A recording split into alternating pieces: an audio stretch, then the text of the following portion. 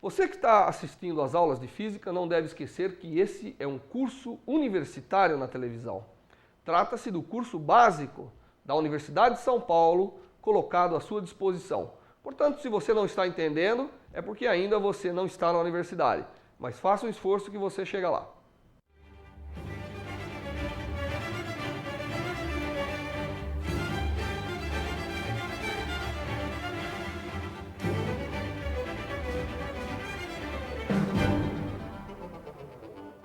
Vamos retomar a lei da indução de Faraday, que vimos na última aula, para fazermos alguns exemplos interessantes. Relembrando, a lei de indução de Faraday se aplica quando você tem um circuito envolvendo condutores, na presença de um campo magnético e há uma variação temporal do campo magnético relativo ao circuito. Então imagine que aqui eu tenho um circuito, as linhas de campo magnético estão representadas aqui, passando por esse circuito. Essas linhas passando pelo circuito determinam o chamado fluxo magnético, como nós vimos, né? O fluxo é o produto da área pelo campo, não é verdade? É a componente normal do campo, a área. E se esse fluxo variar de alguma maneira, então a variação temporal do fluxo gera uma diferença de potencial nos extremos desse circuito. Como que esse fluxo pode variar com o tempo? Ou o circuito está se deslocando num campo de tal maneira que a quantidade de linhas de campo que passa pela sua área altera, né? Ou o campo por si só tem uma variação temporal. Se o campo tem também uma variação temporal, o fluxo varia e, portanto, nós temos uma diferença de potencial induzida. Bom, além da lei de indução de Faraday, nós aprendemos a lei de Lenz. E a lei de Lenz é uma lei importante, porque ela diz como será essa diferença de potencial, qual é o sentido dessa diferença de potencial. A lei de Lenz nos diz que o circuito sempre vai responder no sentido a tentar permanecer na situação que ele está. Então, por exemplo, se eu tiver um grande fluxo magnético nesse circuito, aí eu tento movimentar o circuito, diminuindo o seu fluxo, ele vai responder, a diferença de potencial responde contrária a essa variação. Então, a diferença de potencial responde de tal forma que se ele conduzisse uma corrente, que é o que vai acontecer caso o circuito esteja fechado, o campo produzido pela sua indução vai fortalecer o campo, impedindo a variação. Isso é o que significa esse sinal menos aqui. Significa que a indução é sempre contrária à variação externa. E isso é dada pela lei de Lenz. Vamos agora, então, considerar alguns exemplos.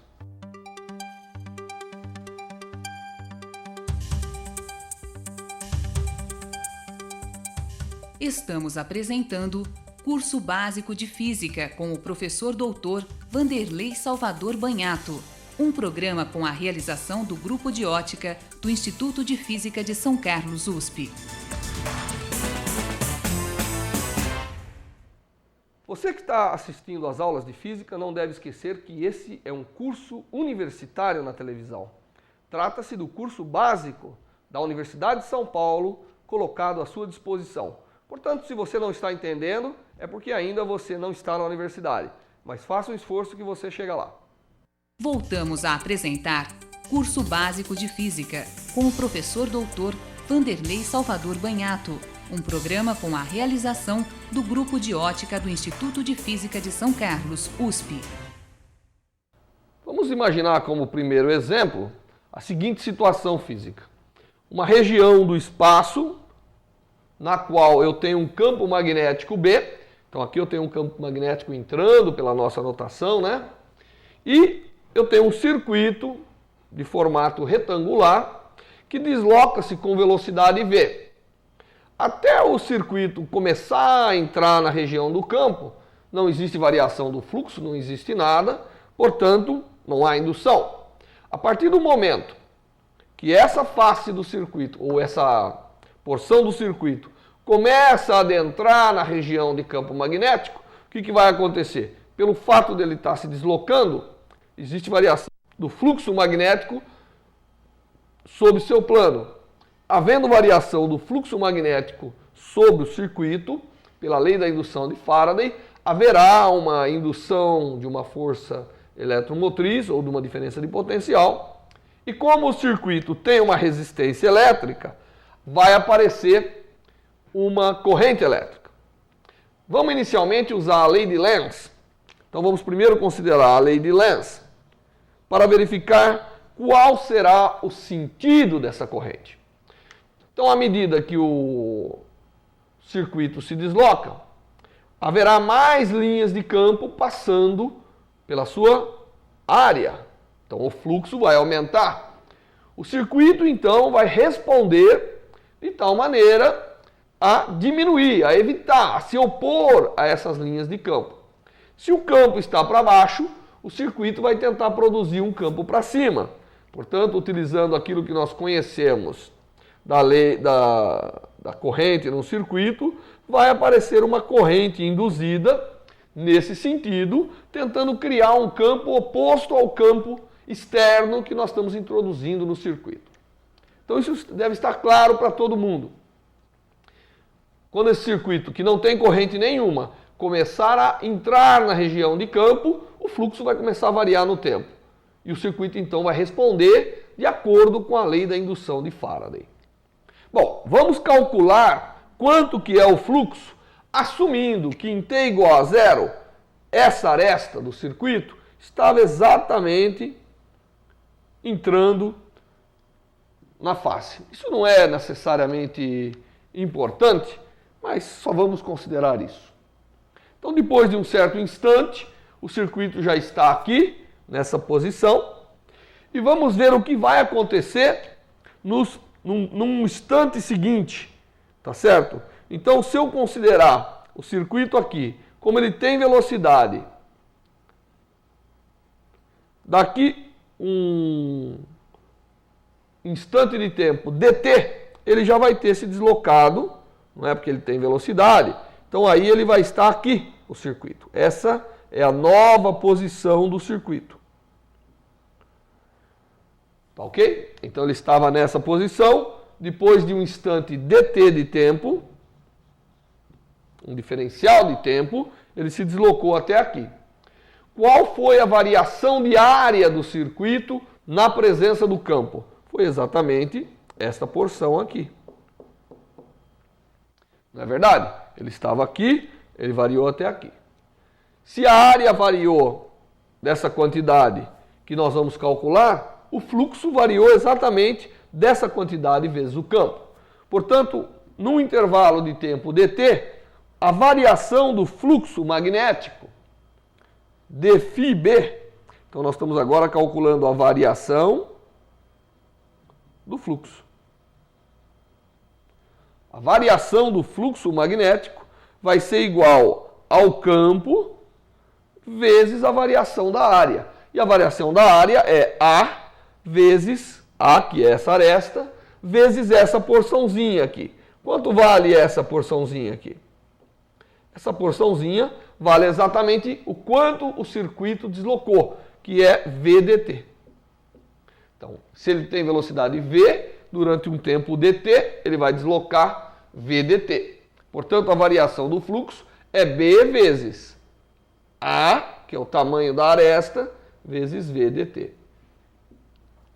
Dessa expressão, nós já podemos passar o dt para cá, para obter que dφdt, que é o que eu preciso da lei da indução de Faraday, é exatamente igual a BAV.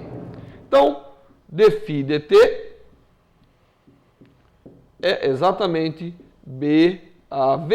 E nós não estamos nos preocupando com o sinal, porque nós já sabemos qual é a direção da corrente. Como que a corrente vai circular por esse circuito. Bom, então essa é a diferença de potencial induzida. Como nós sabemos que o circuito tem uma resistência elétrica R, e nós conhecemos a lei de Ohm, Então nós sabemos que a corrente induzida é exatamente a diferença de potencial dividido pela resistência. Então, a diferença de potencial dividido pela resistência me fornece a corrente induzida, que aqui no caso tem esse sentido, né? À medida que o circuito desloca, tem esse sentido e tem esse valor. O valor dela é o valor de B do campo magnético nessa região restrita do espaço, vezes a aresta do circuito, vezes a sua velocidade, dividido pela resistência. É claro que o circuito vai estar variando o seu fluxo até o ponto onde a aresta atingir essa face, não é?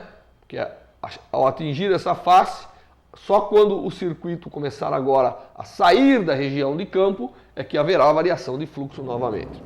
Bem, então nós temos a corrente. E agora? Bom, conhecemos a corrente induzida pela lei de Faraday. Mas agora nós queremos saber o seguinte: e a energia dissipada nesse processo, já que ele tem resistência? Vai circular a corrente pelo circuito? Haverá dissipação de energia. Então vamos calcular qual é a potência dissipada, já que tem resistência e que tem corrente circulando, há uma potência dissipada. E como que é essa potência dissipada? Bem, a potência dissipada é exatamente como nós aprendemos em eletricidade, ela é RI quadrado,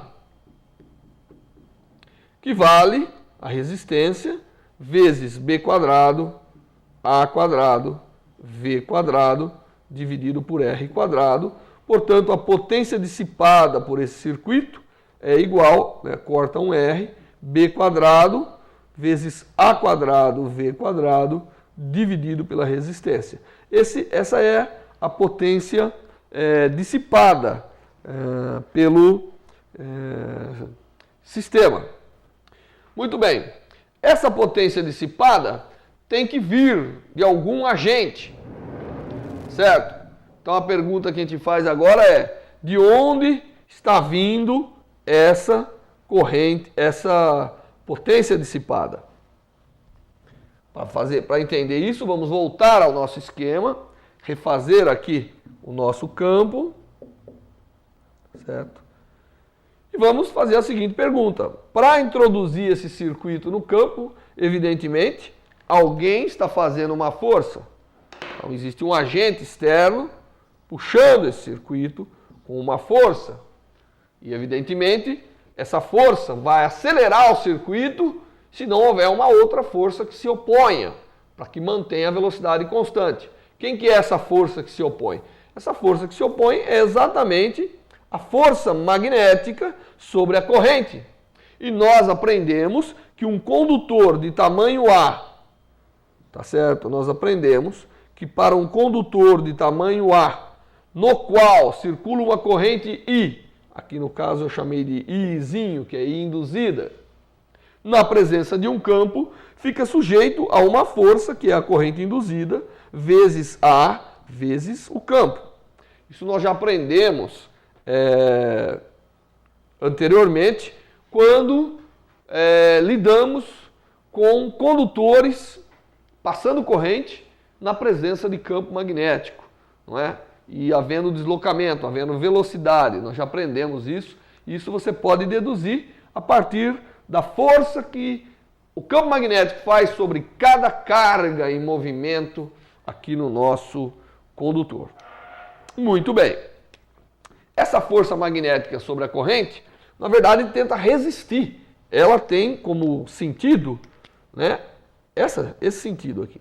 Esse é o sentido da força magnética. Se você se lembra as regras, né? I ou dl vetor B para calcular. Então, essa é a força feita sobre a corrente. E, evidentemente, como o circuito está se deslocando com velocidade constante, essa deve ser também a força que um agente externo está fazendo para deslocar o circuito. Ora, se essa é a força feita por um agente externo, qual é a potência que o agente externo está introduzindo no sistema. Então, qual é a potência externa, que é a quantidade de energia por unidade de tempo, que o agente externo está fazendo? Bem, nós já aprendemos em mecânica que quando você faz uma força sobre um corpo que se desloca com velocidade constante, a potência fornecida é exatamente o produto da força pela velocidade. Então, a força F pela velocidade vai me dar a corrente induzida vezes A vezes B vezes a velocidade. Mas a corrente induzida tem esse valor aqui. Portanto, dessas duas expressões, nós obtemos que a potência externa fornecida ao circuito é exatamente, substituindo no lugar da corrente esse valor, ficamos com B quadrado, A quadrado, porque aparece um A de cada lado, V quadrado dividido por R. Ora, essa potência externa fornecida é exatamente igual à potência dissipada pelo circuito. Portanto, o que a gente demonstrou nesse exemplo foi que, para que haja indução no circuito e que haja corrente, algum agente externo vai de alguma maneira ter que fazer força, porque o circuito vai dissipar essa energia elétrica, né, através da corrente, através do efeito Joule.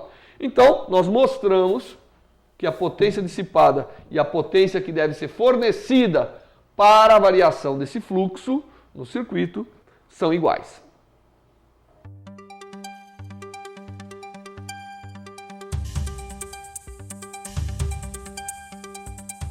Estamos apresentando Curso Básico de Física com o professor doutor Vanderlei Salvador Banhato, um programa com a realização do Grupo de Ótica do Instituto de Física de São Carlos, USP.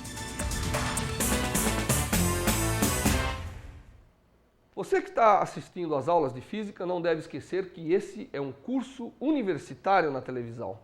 Trata-se do curso básico da Universidade de São Paulo, colocado à sua disposição. Portanto, se você não está entendendo, é porque ainda você não está na universidade. Mas faça um esforço que você chega lá. Voltamos a apresentar Curso Básico de Física com o professor doutor Vanderlei Salvador Banhato, um programa com a realização do Grupo de Ótica do Instituto de Física de São Carlos, USP. Vamos agora resolver um outro exemplo que consiste no seguinte. Imagine uma espira, né? Um condutor contorcido de modo a formar uma espira e uma região do espaço que tem um campo uniforme. Nós vamos colocar essa espira nessa região do campo e vamos girá-la. Então, o que nós vamos fazer aqui é o seguinte. Imagine que aqui existe um campo magnético. Eu vou colocar uma espira, que aqui, para simplificar, eu imaginei uma espira retangular de dimensões A e B, B minúsculo, né? E na presença desse campo, ela vai girar. Então, está aqui a espira girando na presença do campo. A nossa pergunta é: qual é a diferença de potencial induzida nos extremos da espira? Então, para fazer isso, nós vamos ter que calcular o fluxo magnético que passa por essa espira. Então, a primeira pergunta é: qual é o fluxo magnético? Porque se a gente souber o fluxo magnético, não é?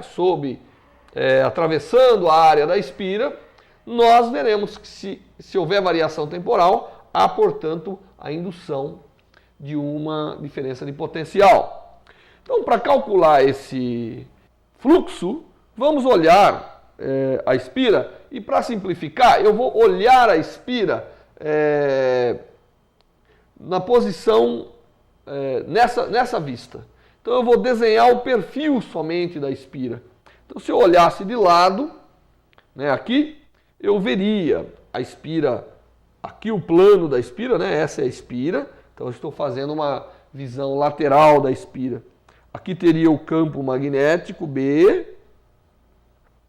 Aqui teria a sua normal, que eu vou chamar de N, não é? Ela está girando ao redor desse ponto aqui.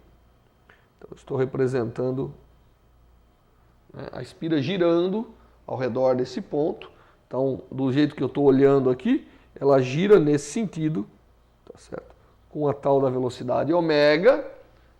E o ângulo, né, o ângulo entre a espira e a normal eu vou chamar de θ. De tal maneira que eu sei que o fluxo é a componente normal do campo vezes a área.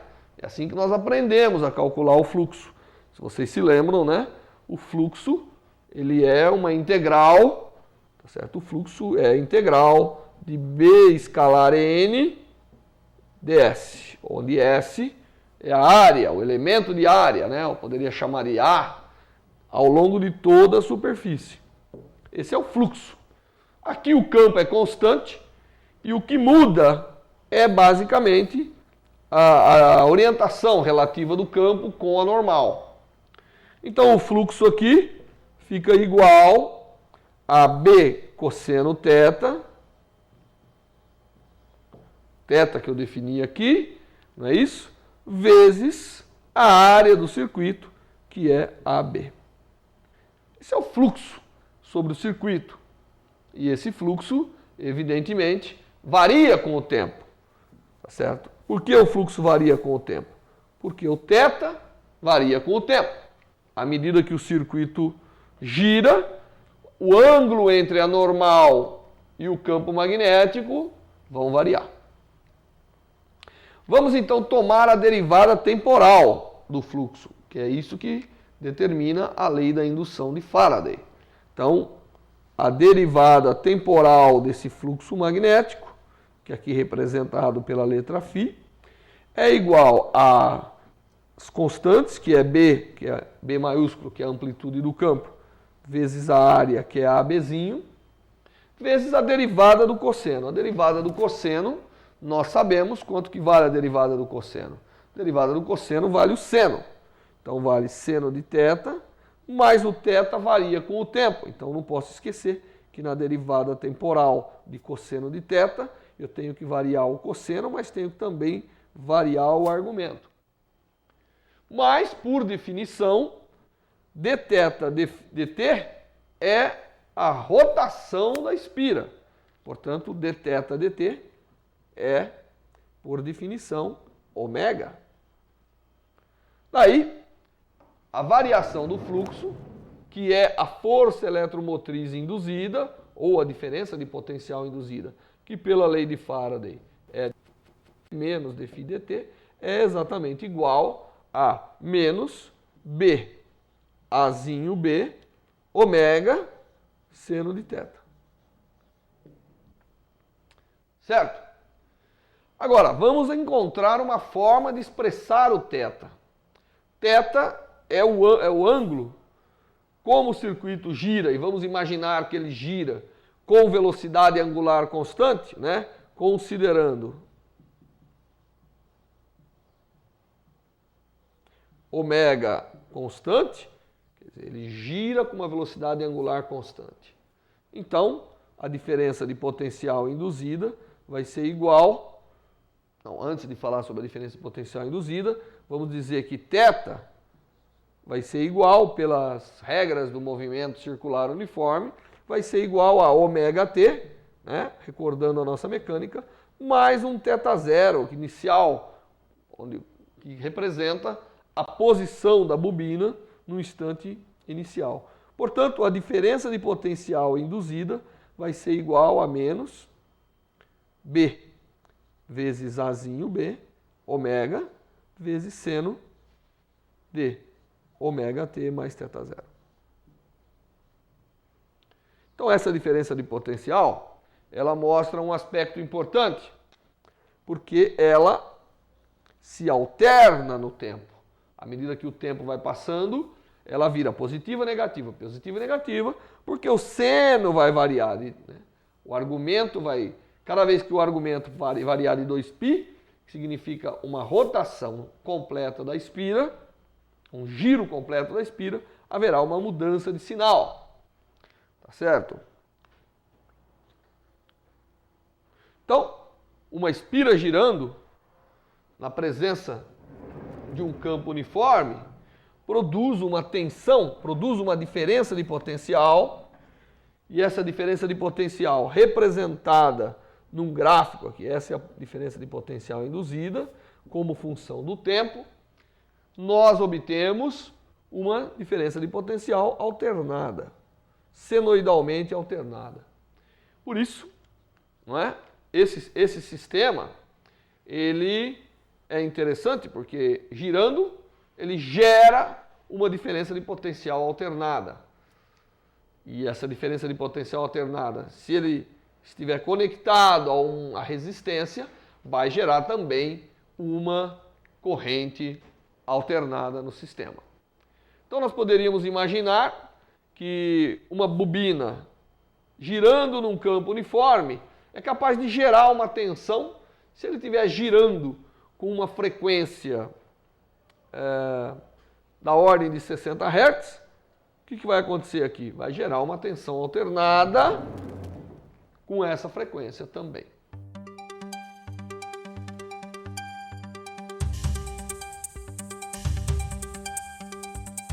Estamos apresentando Curso Básico de Física com o professor doutor Vanderlei Salvador Banhato, um programa com a realização do Grupo de Ótica do Instituto de Física de São Carlos, USP. Você que está assistindo às aulas de física não deve esquecer que esse é um curso universitário na televisão. Trata-se do curso básico da Universidade de São Paulo, colocado à sua disposição. Portanto, se você não está entendendo, é porque ainda você não está na universidade. Mas faça um esforço que você chega lá. Voltamos a apresentar Curso Básico de Física com o professor doutor Vanderlei Salvador Banhato, um programa com a realização do Grupo de Ótica do Instituto de Física de São Carlos, USP. Esse exemplo que a gente acabou de ver é o famoso gerador, né? Esse espira gerando uma diferença de potencial alternada é o que recebe o nome de gerador. Então, em física, ele recebe o nome de gerador. E ele produz uma tensão alternada que, portanto, se conectado a um circuito, como que a gente conecta isso aqui a um circuito? Fácil. A gente vem aqui, pega os seus extremos, né? E faz os seus extremos ficarem constantemente em contato com dois polos. Então imagine que eu coloco dois anéis aqui, de tal maneira que à medida que isso aqui gira, ele sempre está raspando os terminais aqui do nosso circuito, sempre está raspando o anel, então eu vou poder extrair daqui a diferença de potencial induzida. Tá certo? Então esses são os polos do gerador, não é? E um gerador de corrente de tensão alternada vai necessariamente, quando colocado num circuito resistivo, gerar uma corrente alternada. Mas eu poderia fazer diferente. Eu poderia pegar os terminais. Então aqui eu vou mudar um pouco aqui os terminais. Eu poderia pegar os terminais e fazer algo diferente. Eu poderia fazer os terminais dessa forma e fazer com que eles ficassem em contato com dois semicírculos separados, né, dos quais eu tiro a tensão. Então esses dois semicírculos aqui são separados, de tal maneira que ele vai raspando em um, quando ele chegar aqui ele pula para o outro. Então se eu fizer isso, o que vai acontecer? Vai acontecer que quando a tensão for mudar de sinal, eu mudo de contato. Então, eu consigo pegar essa tensão, fazendo um dispositivo desse tipo, né? Mudando o contato quando ele completa um meio giro, eu consigo rebater essa tensão. Então, embora a tensão mude no tempo, ela sempre tem o mesmo sinal. E isso é o princípio do chamado dínamo. Dínamo é um dispositivo interessante que converte energia mecânica, porque para girar essa bobina é necessário energia, né? Ele converte essa energia mecânica em energia elétrica. E energia elétrica com o mesmo sinal da diferença de potencial. Assim, embora ela varia de amplitude, ela não muda de sinal. Então o gerador é um sistema cuja tensão é alternada, inclusive mudando de sinal, e o dínamo, que eu consegui mudando somente aqui as chamadas escovas, né, a forma de extrair essa diferença de potencial por contato nessa espira girando, né, ele varia o valor, mas não o sinal. Essas máquinas, o gerador e o dínamo, até hoje são amplamente empregadas, né? Quando eu quero ter a chamada corrente contínua, que não muda de sinal, eu utilizo um dínamo. Quando eu quero ter a chamada corrente alternada, que é positiva e negativa, que é aquela que a gente usa inclusive nas tomadas residenciais, então eu não mudo o contato, eu mantenho. E essa é uma forma, nós acabamos de ver aqui, que essa é uma forma, pegar uma bobina e girar num campo uniforme é a forma de gerar energia elétrica. Por isso que na bicicleta, quando você quer ligar o seu farol, você tem esse dínamo aí que gira em contato com o pneu, não é? Ele gira e lá dentro tem certamente um campo, um ímã permanente e uma bobina que gira nesse ímã, no interior desse ímã. Girando no interior do ímã, ela gera uma diferença de potencial e a lâmpada aí representa um circuito resistivo que é conectado aqui, tá certo? E portanto, aí é outro processo de dissipar a energia elétrica, transformando em energia luminosa.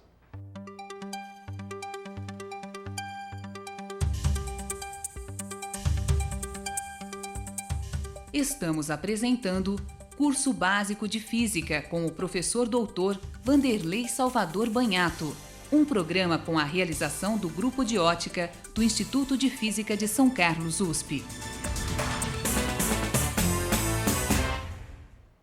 Você que está assistindo às aulas de física não deve esquecer que esse é um curso universitário na televisão. Trata-se do curso básico da Universidade de São Paulo, colocado à sua disposição. Portanto, se você não está entendendo, é porque ainda você não está na universidade. Mas faça um esforço que você chega lá. Voltamos a apresentar Curso Básico de Física com o professor doutor Vanderlei Salvador Banhato, um programa com a realização do Grupo de Ótica do Instituto de Física de São Carlos, USP. Quando estávamos deduzindo a lei de indução de Faraday, nós começamos colocando um condutor que movimentava-se na presença de um campo uniforme. Então, naquela aula, nós mostramos que, dado um condutor de tamanho L, que se desloca na presença de um campo perpendicular a ele, aqui no caso um campo entrando aqui no nosso desenho, com velocidade v, foi possível deduzir que nos extremos, né, entre os extremos desse condutor, aparece uma diferença de potencial, né, e essa diferença de potencial é dada pelo produto da velocidade, pelo campo, pelo tamanho do condutor. É claro que isso só vale quando tudo é perpendicular, né? A velocidade perpendicular ao campo, perpendicular ao condutor. Então agora eu vou fazer um exemplo utilizando essa diferença de potencial induzida no chamado dínamo de Faraday. O dínamo de Faraday é um sistema bastante simples, que ele é composto de um disco metálico que roda com velocidade angular ômega ao redor de um eixo na presença de um campo magnético uniforme como o que está aqui. Então imagine que eu tenho um grande ímã do lado de cá, produzindo um campo e um disco girando na frente desse ímã. O que acontece nesse caso é que vai aparecer uma diferença de potencial entre a borda do disco e o seu centro. E isso devido ao processo de indução, né, que nós acabamos de aprender. Então o que nós queremos fazer agora é calcular qual é essa diferença de potencial induzida. E para fazer isso, nós vamos ter que utilizar esse resultado que eu acabei de mostrar para vocês, que é o fato de que um condutor que se desloca com velocidade v na presença de um campo uniforme perpendicular a ele, cria entre os seus extremos uma diferença de potencial como essa mostrada aqui nessa figura. Muito bem. Então, com isso, vamos olhar agora o disco girante que constitui o chamado dínamo de Faraday. E chama-se dínamo de Faraday porque a diferença de potencial que você tira entre o centro e a borda do disco é uma constante. Bom, aqui nós colocamos os eixos x, y, z para nos orientar, de tal maneira que o disco está, na verdade, rodando no plano XZ. E o seu eixo de rotação coincide com o eixo Y, da mesma forma que o campo magnético externo também está direcionado na posição Y. Então, vamos agora olhar esse disco,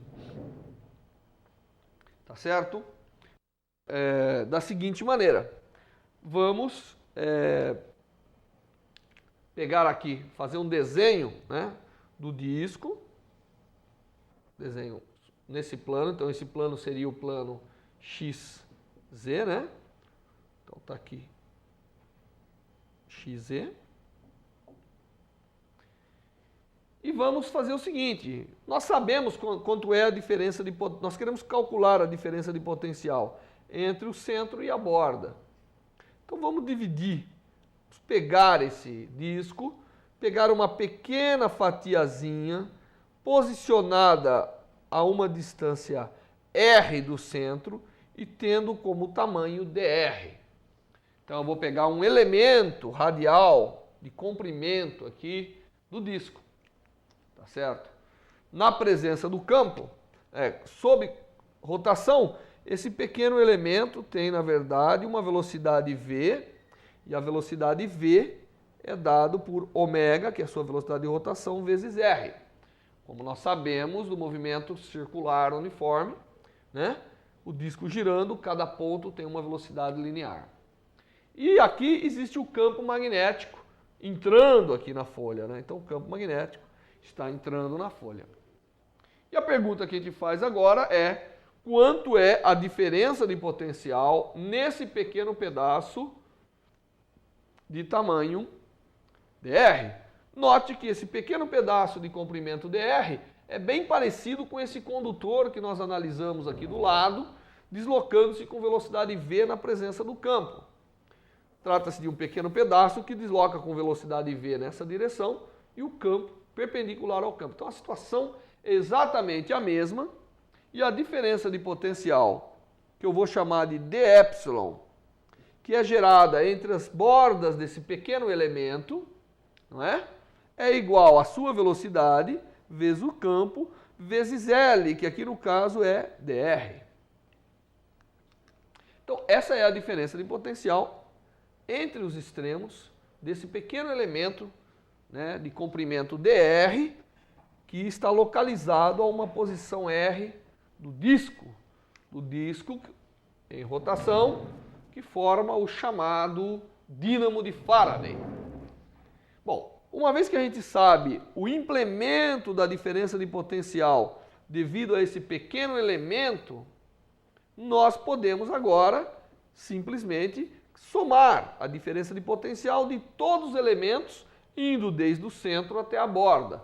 Com isso, nós vamos ter a diferença de potencial total entre o centro e a borda, que vai ser uma integral de 0 até um R maiúsculo, assumindo, né, que o disco tem um raio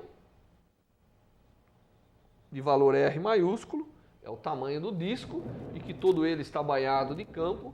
Então, a integral, a soma de todos os dε, de todas as diferenças de potenciais para todos os elementos que vai desde o centro até a borda, deve me fornecer a diferença de potencial total desse dínamo. E fazendo então essa substituição, isso fica a integral de 0 a R de V, que é na verdade ômega R vezes B dr. Isso é igual a ômega vezes B vezes a integral de 0 até o raio total do disco de R dr, que Como nós sabemos, essa integral dá meio de R². Portanto, a diferença de potencial no dínamo de Faraday é exatamente meio de ω/B vezes o seu raio ao quadrado. Essa é a diferença de potencial gerada quando pegamos um disco metálico e rodamos na presença de um campo magnético. Rodando esse disco na presença do campo magnético, vai aparecer uma diferença de potencial entre o centro e a borda. Então, se eu colocar a haste metálica que sustenta o disco no seu centro, colocar aqui uma escova raspando na parte nesse eixo e colocar uma escovinha raspando na borda, entre esses terminais nós teremos uma diferença de potencial, e isso tudo obtido por esse detalhe da lei da indução de Faraday. Nós poderíamos resolver o problema também de outra forma. Se nós imaginarmos esse disco girando como tendo um raio que vai ampliando sua área até ter a área do disco e volta a zero, esse fluxo de campo magnético é como se estivesse variando com o tempo, certo? E aí então nós poderíamos também resolver o problema dessa forma. Deixa eu só resolver dessa outra forma, porque ela é mais direta. Então nós já resolvemos utilizando aqui a diferença de potencial que aparece no condutor em movimento. Agora eu vou imaginar o seguinte, eu vou imaginar a rotação do disco como sendo esse raio que gira, e quando ele gira, ele vai determinando uma determinada área, tá certo?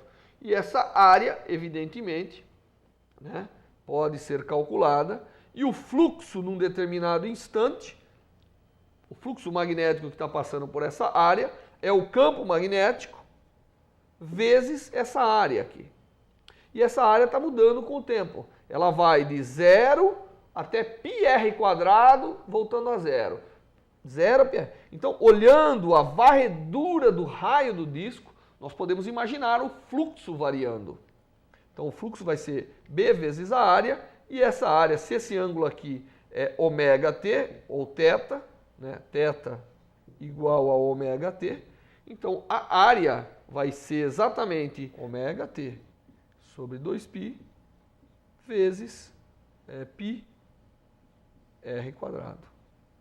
Essa é a área, né? E para obter essa área eu simplesmente fiz uma regrinha de 3, que um ângulo ωt corresponde a uma fração da área, enquanto 2π, um ângulo de 2π, corresponde a πr², e daí eu obtenho facilmente que a área desse setor, que corresponde à varredura do raio vetor por um ângulo θ igual a ωt, é dado por isso. Dessa forma, a diferença de potencial obtida pela lei de Faraday, sem se preocupar muito com o sinal, né, se vai ser positivo, negativo ou negativo, positivo, em módulo, isso que eu estou querendo dizer, é a derivada temporal do fluxo, que é igual, tudo é constante, menos o tempo. Aqui vai cancelar um π, então é igual exatamente a meio de B ω/r². Que é o mesmo valor da diferença de potencial que havíamos obtido, né, calculando um elemento de comprimento que está se movimentando na presença de um campo. O disco de Faraday é um disco interessante, com inúmeras demonstrações, e é um exemplo importante da lei da indução de Faraday, né? Porque é uma forma de você produzir uma diferença de potencial constante. E isso, evidentemente, tem que ser um disco metálico. Se for um disco dielétrico, isso não vai acontecer. Muito bem. Depois de ter visto aqui o disco de Faraday, ou o dínamo de disco de Faraday, vamos, e ainda vimos a geração da diferença de potencial por 2 métodos diferentes, e, portanto, se esses extremos do disco estiverem conectados a um circuito, haverá circulação de uma corrente. Da onde vem a energia? Bom, a energia vem, evidentemente, de quem está forçando, está fazendo o disco girar. O disco não gira por si só. É necessário se realizar um determinado trabalho para que o disco gire. Uma aplicação importante da lei de Faraday são as chamadas correntes de Foucault, que é o que nós vamos explicar brevemente agora no restante dessa aula. E as correntes de Foucault são correntes que aparecem quando nós temos superfícies condutoras se movimentando na presença de campo ou fluxo magnético variando nas superfícies condutoras. Para a gente entender as correntes de Foucault, vamos imaginar o seguinte. Vamos imaginar que eu tenho aqui um disco metálico e que nessa região do disco eu coloco o campo magnético. Então, nessa região do campo eu coloco o campo magnético. E o disco está girando com uma certa velocidade ômega. O que vai acontecer? Bom, vai acontecer o seguinte. Isso é diferente do que eu acabei de fazer com o dínamo de disco de Faraday, né? Agora, lá o campo banhava todo o disco. Aqui não. Aqui o campo magnético está restrito a uma pequena região aqui do disco. Certo? Bem, o que acontece é o seguinte. Acontece que, devido ao movimento do disco, a região que está sendo banhada vai ser diferente a cada momento. Então, se eu imaginar esse disco como formado de setores angulares, como esse, o que vai acontecer? Quando esse setor angular estiver passando por essa região de campo magnético, o fluxo nessa área vai estar variando. Como resultado, haverá uma diferença de potencial induzida. E como é condutor, evidentemente, não é difícil você imaginar que a corrente, a existência de diferença de potencial, vai gerar correntes que circulam no próprio condutor. Bom, essas correntes que circulam no próprio condutor geram também campo magnético. Ou interagem com o campo magnético externo que está sendo colocado aqui. E o resultado é uma força sobre o disco. Então, se eu colocar esse disco girando na presença de um campo magnético limitado a uma região, o que vai acontecer? Vai acontecer que aparecerão correntes que vão circular. Então, vamos imaginar nessa configuração que eu coloquei aqui, se eu desenhasse aqui esse disco, né? O que está acontecendo nesse disco, ao redor dessa região, eu viria que vão aparecer correntes que circulam. Porque nessa região aparece uma diferença de potencial e, sendo o disco um condutor, circulam as correntes. Então aparecem loops de correntes, porque todo ele é condutor, não é verdade? E esses loops de corrente, se você observar, quando a região está saindo, a corrente tem um sentido, quando ela está entrando, tem outro. Mas o interessante é que sobre essas correntes, né, o campo magnético externo realiza uma força, freando o disco. Então, o que são as correntes de Foucault? São correntes induzidas num corpo metálico quando há variação de campo magnético, ou relativo ao próprio metal, que aqui no caso o campo está fixo, porém o disco, o giro do disco metálico, faz com que as suas diferentes partes vejam um campo magnético que existe, não existe, varia. Então, para ele é como se fosse um campo magnético variando no tempo. Tá certo? Eu poderia obter o mesmo resultado se eu pegasse esse campo e começasse a pulsar no tempo. Também vai gerar, certo? Correntes desse tipo. E essas correntes, evidentemente, como o condutor não é um condutor ideal, tem resistência elétrica, elas dissipam o calor, aquecendo o metal. Então, se eu botar esse disco girando e botar um ímã em contato aqui numa região, ele aquece. Não só aquece, como freia, porque o próprio campo magnético agora faz uma força sobre as correntes, e essa força, não é difícil de demonstrar, que vai tentar desacelerar, vai tentar frear o disco. Inclusive, esse é o princípio do chamado freio magnético, né? Você tem um volante metálico que você tem que parar, o melhor é aplicar um campo magnético numa região desse volante e as forças, as correntes induzidas são tão maiores quanto for a velocidade e isso então produz dissipação da energia e produz uma força de freamento. As correntes de Foucault aparecem, por exemplo, na demonstração que nós fizemos na última aula, que é um pêndulo, o freamento de um pêndulo, que agora você está vendo novamente aí no vídeo, a imagem, para mostrar que devido à indução das correntes de Foucault, um pêndulo que passa por um campo magnético perde a sua energia. O pêndulo é composto desse disco metálico, ou desse formato metálico, e na presença do campo magnético, o movimento é atenuado, né, causando esse freamento magnético. Existe uma situação que as correntes de Foucault são em especial importantes, é no transformador. Não sei se todo mundo lembra como funciona um transformador, mas um transformador é um sistema que você tem um núcleo metálico. Deixa eu desenhar aqui o meu núcleo metálico da melhor maneira possível, né? Em geral, esse núcleo tem esse formato, tá certo?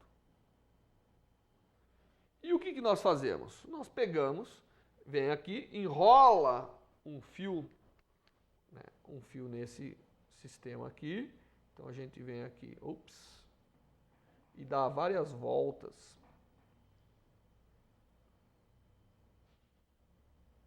De fio num lado. Vamos tirar esse aqui. Fazer um desenho que é consistente com a realidade, né? Então eu dei várias voltas aqui. E no outro lado, né, eu também dou um determinado número de voltas. Então,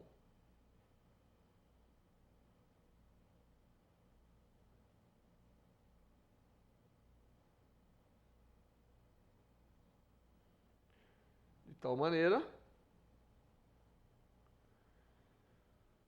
que eu tenho um determinado número de voltas de um lado, que é chamado primário, um determinado número de voltas do outro, que é chamado secundário, e aplicando uma tensão alternada aqui, aqui tem um determinado número N2 de voltas, aqui tem um número N1 de voltas. Aplicando uma tensão alternada, eu gero um campo magnético. Esse campo magnético circula pelo núcleo, induzindo aqui na outra bobina uma diferença de potencial. Então eu tenho a V1 no primário, vou ter uma V2 no secundário pela lei de indução de Faraday. E V1 e V2, a relação entre V1 e V2 vai depender da relação entre N1 e N2. Eu não vou resolver aqui o transformador, mas eu queria olhar o que acontece no material. Eu vou chegar aqui e vou fazer um corte aqui. Vou cortar esse núcleo por um momento, fazer um corte do núcleo aqui e olhar o que está acontecendo nessa região do transformador. Se eu olhar ali, eu vou ter um pedaço de metal no qual existe um fluxo magnético passando. E esse fluxo varia no tempo. Eu posso imaginar esse metal como composto de anéis condutores. O que acontece com o anel condutor? Quando o fluxo varia por ele, surge uma corrente de indução de Faraday. Então, devido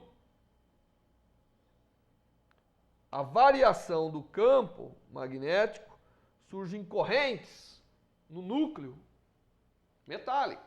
Porque o núcleo pode ser visto, né? Eu poderia olhar esse núcleo como composto de vários anéis condutores, no interior do qual está variando o fluxo magnético.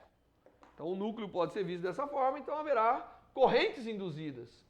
E essas correntes induzidas, evidentemente, dissipam energia. É por isso que o núcleo de um transformador aquece. Se você botar a mão em cima do transformador da geladeira, né, ou do fogão, ou da televisão, ou qualquer aparelho que tenha transformador, você vai ver que ele aquece para transformar a voltagem de um valor no outro. E isso vem das correntes de Foucault. Porque o núcleo sendo metálico, ocorrem essas correntes induzidas e, sendo um material de condutividade finita, há dissipação térmica pelo efeito Joule. Isso é um consumo de energia muito grande quando não danifica o próprio transformador. Para evitar ou minimizar esse efeito, o que se faz é tentar... A gente sabe que essas correntes aparecem devido ao fato que aqui eu posso imaginar circuitos fechados, né? Que são esses loops pelo qual vai circular a corrente. Evita-se isso fatiando, laminando o núcleo do transformador. Por isso que o núcleo do transformador é feito daquele monte de lâminas. Existindo entre as lâminas resina ou óleo, de tal maneira que a condutividade é comprometida, evitando a formação daqueles loops de corrente com alta dissipação. Fazendo isso, é como está limitando o transformador para que ele seja cada vez menos condutor, para que ele induza cada vez menos as correntes de Foucault, para que ele dissipe cada vez menos energia. Então, laminar o núcleo de um transformador tem como objetivo eliminar as correntes induzidas de Foucault sem comprometer o confinamento magnético, porque para o transformador funcionar bem, é necessário que as linhas de campo magnético produzidas pelo primário encontrem o secundário. Então, a função do núcleo de um transformador é confinar as linhas de campo magnético. Então eu tenho que ter um material lá que tem essa característica, que é um material magnético, metálico. Porém, o fato dele ser metálico faz com que haja indução das correntes de Foucault, havendo grande dissipação.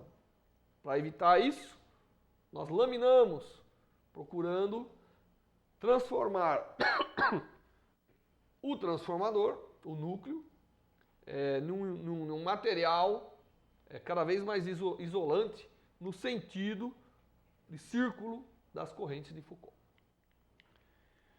Então, o transformador, na verdade, é um grande exemplo da lei de indução de Faraday. Aliás, ele só funciona devido à lei da indução de Faraday, porque eu produzo um campo magnético, né, variado devido a uma bobina, que é o primário, induzo na segunda bobina, que é o secundário, a tensão que eu desejo.